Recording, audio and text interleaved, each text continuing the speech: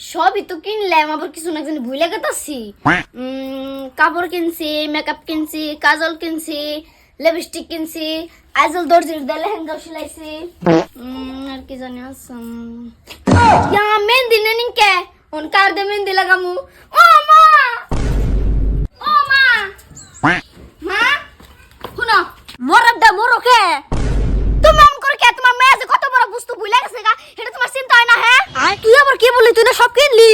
এই যে ধসে আমি মেহেন্দি লাগাইনি কেন? মেহেন্দি লাগানো গুনাহ? হ্যাঁ ওই কথা আমি আরো ডরে গেছি গে।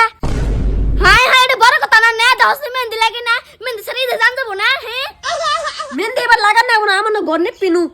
সি আমি ইগনা কাপড় পিনতে গন্নে ফুম যাও, তুমি না ফুম যাও। আমার ইগনা ই করে রেছে। তোর কিন্তু তোর কোনি খেতে টাইম লাগবো না। তোর ফুস উবারে আমি ফোন মারতাস, তুই যা মেহেন্দি লাগে আগা। সি ওই ফোজ বাচ্চা না মেহেন্দি লাগা। সি এমনি করে এম করে আমার তো মেহেন্দি লাগাম না। তুমি কেমনে করলে? তুই যাম তাই কর, আমার ঘর নে ফোন না গো। তোর না গেলে আমার খাই দেয় কাম নাই। হো বাবা যাও, আমি গেতাছি। আমি কি কোন যাই? আমি জোশ না ফোন মারি গিয়ে জোশ না আমার মেহেন্দি আর কিছু দিতে দিব না। আমি এখন ঘর যাই ফোন মারি।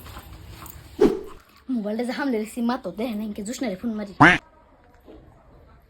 হ্যাঁ ওই জোশ না, তোর ঠান একটা মেহেন্দি আর্টিস্ট আছে না? হ হ হ, ওটা একটু নাম্বারটা দে না, আমি মেহেন্দি লাগা। আমার মেহেন্দি লাগাই নিকে, তুই তো লাগাইছ নে। ও হ, নাম্বারটা পাঠিয়ে দিতে। হ্যাঁ